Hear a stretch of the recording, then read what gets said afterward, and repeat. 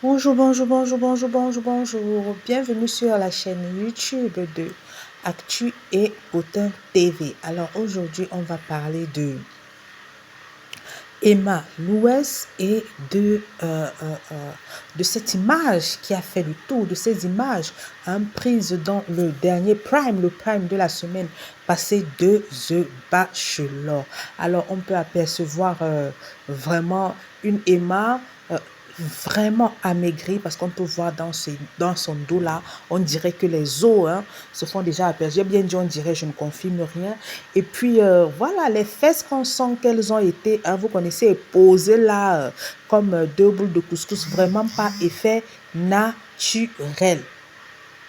Alors ça a jasé sur la toile, ça continue de jaser sur la toile, ok, ça a jasé sur la toile, ça continue de jaser sur la toile, parce que beaucoup de personnes, voilà, trouvent que elle est en train d'exagérer et qu'elle devrait faire un stop, elle devrait faire stop, arrêter tout, que ce soit le sport, que ce soit la chirurgie, qu'importe ce qu'elle est en train de faire à l'heure actuelle, qu'elle arrête ça pour le moment parce que c'est en train de pratiquement la détruire. Moi, je la trouve trop amaigrie. À un moment, je la voyais faire du sport, je la voyais, voilà, suivre un régime. Je pense que j'ai même encouragé parce que je me disais, elle va sûrement sortir des produits minceurs. Et c'est ce qui s'est effectivement passé. Elle a sorti les gélules minceurs coupe-fin Emma Tsumi, elle a sorti le thé, elle a sorti, voilà. Mais à un moment, ok, j'ai trouvé que ça en devenait déjà trop. Surtout quand elle était en Italie. Mais là, elle avait une jupe. On ne pouvait pas encore voir ce qui se passait entre ses jambes. Alors, la première fois qu'on a vu ce qui se passait entre ses jambes, c'est quand elle était en salle de sport. Elle dansait la dernière chanson de MHD. Voilà. On peut donc voir, il y a quelques années par là, Emma vraiment était une personne qui était en chair. C'est vrai qu'elle a dit dans un direct qu'elle a toujours été toute petite. Elle a toujours eu 60 kilos. Mais à un moment aussi, avec le temps, tu grandis, tu prends le poids. Je me dis, c'est peut-être son corps d'avant qui lui a manqué. Et elle a décidé, c'est son corps d'avant, justement, ces 60 kilos-là qui lui manquaient. Parce que quand on voyait Emma à un moment, Emma était bien en chair, elle avait les cuisses, elle avait, voilà, le corps. Elle était là, elle était une femme bien en chair, elle était une femme un peu boulotte, avec la chair par-ci, par-là, aux bons endroits. Donc, je me dis peut-être, elle s'est dit, j'ai envie de retrouver mon poids d'avant, elle s'est mise à faire du sport et tout, et tout, et tout, et tout. Mais à un certain moment, il faut se dire la vérité. Les gens qui disent que oh, c'est sa vie, c'est son corps, c'est ceci, cela, c'est comme ça que vous encouragez toujours. Et quand le pire arrive, vous dites, oh, il ne faut pas dire rip quand telle chose va m'arriver. Il ne faut pas dire rip quand telle chose va m'arriver. Non. Parce que là, les gens sont en train de voir. Là, je pense que c'est toute l'Afrique qui est en train de voir cette dégradation. C'est en train de se passer devant nos yeux. C'est en train de se passer devant nos yeux. Bon, c'est pas tout le monde qui fait la chirurgie, qui devient accro à la chirurgie, mais à un moment, parfois on devient accro à la chirurgie. Parfois on devient accro à la chirurgie et il y a un moment où il faut s'arrêter.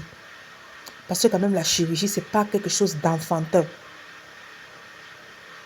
On t'ouvre quand même le corps, on fait ceci, on fait cela, on fait comme ci, on fait comme ça. Ok? Elle a retouché les seins. Un moment, elle avait retouché les seins. Elle nous a présenté ça. Elle portait souvent des vêtements là. Je me souviens de sa robe là qui cachait juste le bout de sein. Le poutou était ouvert comme ça. Voilà. Elle a refait les seins. Oui, on a validé. Dernièrement, on a vu qu'elle a refait le nez. Bref, ça ne nous concerne en rien. Mais là, on comprend qu'il y a quelque chose qui ne va pas. Là, maintenant, avec son entrejambe et tout, et tout, et tout, on comprend qu'il y a quelque chose qui ne va pas. Quelque chose qui ne va pas. Attention. Alors, c'est aussi pour donner une leçon aux jeunes filles. Vous savez, vous pouvez être la plus grande star, vous pouvez. Mais si vous-même, vous ne vous acceptez pas, laissons les discours de motivation qu'on fait là, je m'accepte, je m'aime, je suis ceci. Je m'en fous des gens parce qu'une personne qui s'accepte telle qu'elle est, regardez celle qu'on appelle Awa. Ceux qui sont d'abord, tout le monde est sur TikTok, vous ne pouvez pas manquer Awa et Loulou. Awa Belle et Loulou. Regardez même d'abord le nom qu'elle se donne, Awa Belle. Et Loulou, elle a un autre problème. On appelle ça les troubles du comportement alimentaire. Elle a l'inverse du problème de Diana Bouli. Diana Bouli aussi a un trouble du comportement alimentaire, TCA. Mais elle, c'est plutôt, elle tend plutôt vers l'anorexie. Et celle-là, elle s'appelle qui? Awa. Elle s'attend plutôt vers la boulimie. Ok? Elle s'attend plutôt vers la boulimie. Alors, quand on voit une personne comme Awa, c'est une personne qui a pleinement confiance en elle. Elle a l'air d'être une idiote, mais elle est intelligente. Les gens se moquent d'elle, les gens viennent regarder ses vidéos. Parce que moi, je suis même sûre qu'elle fait seulement ça quand elle est devant la caméra. Peut-être après la caméra, derrière la caméra, elle essaye de surveiller sa ligne. Mais elle fait aussi tout pour ne pas qu'on voit une perte de poids extraordinaire. Parce qu'on va dire, ah, tu trompes les gens et tout. Parce qu'elle sait que son poids, sa façon de manger, eh ben, c'est son capital. Alors voici Emma Louès à l'époque. C'est ça que je dis, elle avait les joues, elle avait regardé comment elle était mignonne. Oh là là là là, attention les jeunes filles. Apprenons à nous aimer, apprenons à avoir confiance en nous. Et vraiment, ne vivons pas trop pour le regard des gens. Ne vivons pas trop pour l'admiration, le regard des gens. C'est ça qu'il faut aussi que beaucoup de stars là se perdent. Oh ma star, oh ceci, je vais toujours t'aimer, je vais faire ceci, je vais faire cela. La personne en finit par oublier qu'elle est humaine. Elle se retrouve en train de faire des choses bizarres. Elle se retrouve en train de toujours vouloir cette appréciation-là. Elle se retrouve en train de toujours vouloir, à toujours chercher ça. Ça devient vital pour elle. Vous voyez une personne comme je parlais de Awa, de Loulou. Ben, elle sait ce qu'elle est venue chercher sur la toile. Elle n'est pas venue chercher votre admiration. Vous avez vu où ils vivent maintenant, non? Ils sont quittés leur petit 2 à 5 là. Hein? Vous voyez où ils vivent, non? Elle s'est même offert un salon, on appelle ça quoi? On appelle ça une onglerie. Je ne savais pas comment ça a tourné. Mais je crois que ça n'a pas marché. Puisque je ne la vois plus en train d'en parler. Avec l'argent récolté sur les réseaux sociaux. Ah oui. Avec l'argent récolté sur les réseaux sociaux. Avec son lien Shine, son lien ceci. Je la vois là, elle fait souvent les hauls. Dans les vêtements, les gens qui sont comme elle là. Hein? Et puis on achète via son lien. Avec les directs sur TikTok. Elle a gagné son argent, elle gagne son argent. Mais elle fait les pitreries, nous on vient rire, on lui envoie les pièces, on fait ceci, on fait cela. Elle sait ce qu'elle est venue chercher sur Internet.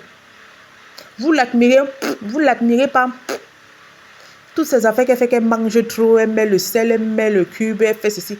Là, tout ça, c'est pour animer la galerie. Elle sait que c'est ce que vous voulez voir. Elle sait que c'est ça qui rapporte. Elle sait que c'est ça qui rapporte. Donc, on va se dire que Awa a une solide confiance en elle. D'abord, ça se voit dans sa façon même de se comporter. Même à l'endroit de son mari, malgré sa corpulence et tout, elle a une solide confiance en elle. Elle sait où elle va. Elle ne s'amuse pas. Aimons-nous. Parce que quand quelqu'un veut changer son corps, 1000, 2000, 3000 manières, la première chose, c'est un manque profond d'amour pour soi. Oui. Quand ça devient déjà une addiction, c'est un manque profond d'amour pour soi. Parce que tu peux faire une opération, tu peux dire que bon, comme mes seins sont un peu tombés là, j'ai un peu mes petits moyens, je soulève mes seins et j'arrange mon ventre pour porter de belles tenues. Ça s'arrête là. Mais quand ton nez, tes fesses, tes seins, c'est-à-dire, on ne sait plus ce qui est naturel, ce qui n'est pas naturel. On ne sait plus ce qui est naturel, ce qui n'est pas naturel. Je voyais les gens dire en commentaire que oh, quand les Américaines font ça, on apprécie. Vous avez vu quelle Américaine fait ça? Dites-nous. Pas les histoires que vous vous racontez. Vous avez vu quelle Américaine fait ça?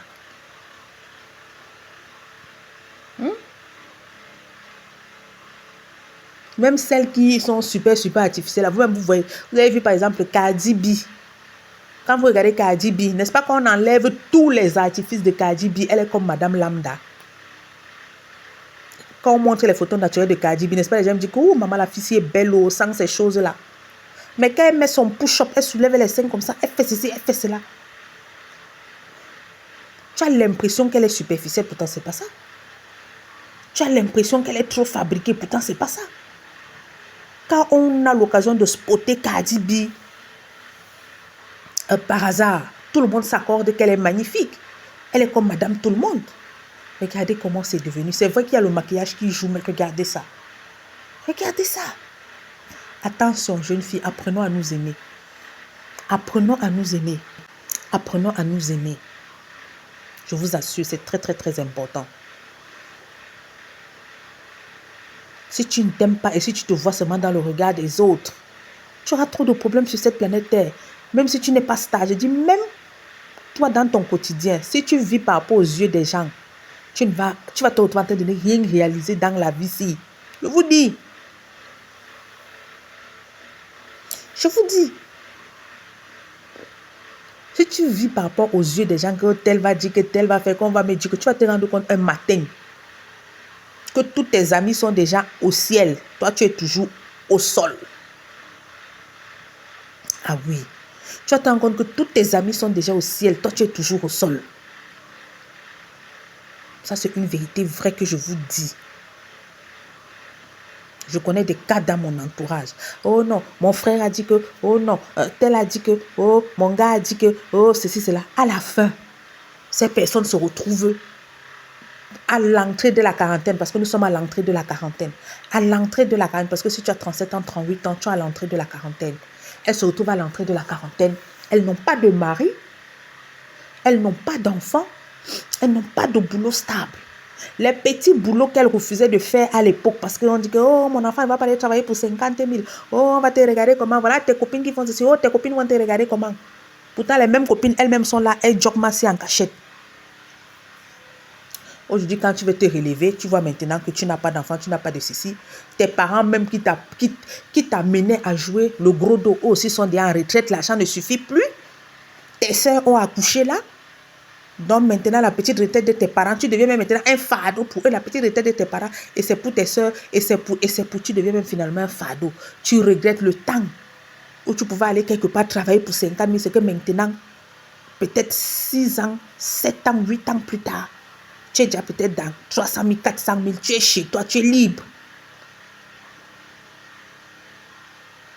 Tu es chez toi, tu es libre. Tu te rends compte que tu dis que non, qu'est-ce qu'on va dire de moi? Il faut d'abord que le gars vienne chez mes parents, se mettre à genoux. Chacun sa chance. Je ne dis pas que c'est mauvais, c'est bien, mais chacun sa chance. Tu te rends donc compte qu'à force d'attendre que le gars qui va venir t'épouser, se mettre, chacun sa grâce. Si ce n'est pas pour toi, avance. Tu te rends compte qu'à 38 ans, 39 ans, tu n'as pas d'enfant. Donc vivons pour nous. Et le temps passe tellement vite. Le temps passe tellement vite. Et je voudrais dire aux jeunes filles de prendre exemple sur Emma Louès. Je ne vais pas critiquer ici. Mais je dis seulement, elle est un peu ce genre de personne-là. Quand toutes les influenceuses prenaient les contrats et tout, profitaient pour bâtir leur vie en prenant les contrats de 10 millions, 5 millions, ceci, cela. Elle se jouait la grande dame qui n'a pas besoin des contrats. Mais aujourd'hui, ces influenceuses qui acceptaient de s'humilier, prendre les contrats et tout, sont à un autre level dans leur vie. Chacune est même déjà rangée, casée, cachée. C'est encore elle qui nous montre comment elle voyage en première classe, elle fait ceci, elle fait cela. Les autres influenceuses ont laissé ça. Elles ont profité des belles années de l'influence pour se constituer un pactole. C'est ça que je dis que faisons attention à la vie. Faisons attention. Emma Louès est une des rares influenceuses qui n'a travaillé avec pratiquement aucune marque. Et je dis ça a toujours été sa plus grande erreur. Ça a toujours été sa plus grande erreur. Dire qu'il faut lui donner 7 millions pour représenter, il faut faire tout ça, sont des histoires. Les autres ont bâti leur vie grâce à ça. Coach Amon Chic, ce sont les contrats, les partenariats, les ceci, les cela. Elle a acheté sa maison en France, elle est chez elle. Au Togo, chez son mari, ils ont construit, ils sont même en train de faire la station. Je pense qu'elle a déjà fait sa station-service. Emmanuel Keta, même chose. Ce sont les contrats, les égéries, tout ça. Elle a un duplex, elle a sa boutique, elle a ceci, elle a cela. Nathalie, quoi, on ne va pas parler. Biscuit de Mer et Emma Louès au départ disaient que non, on ne prend pas les contrats et tout. Après, Biscuit de Mer a commencé à accepter les contrats parce qu'elle a vu, elle perdait. Tu perds. Si quelqu'un dit que représente ma marque, ceci, cela, je te donne 10 millions, 5 millions, 8 millions. Elle avait travaillé ça. Elle a commencé à faire des partenariats et elle ne regrette pas.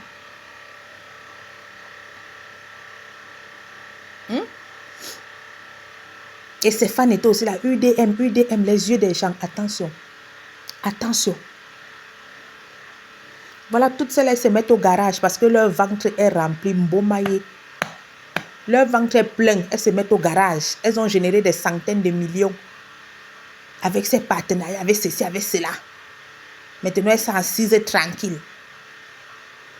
Elles font maintenant pour l'entretien de leur vie.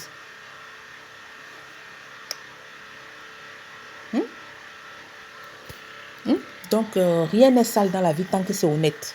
C'est tout. Rien n'est sale dans la vie tant que c'est honnête. Nous sommes arrivés à la fin de cette vidéo. N'hésitez pas à vous abonner, liker, commenter et partager. Bye bye.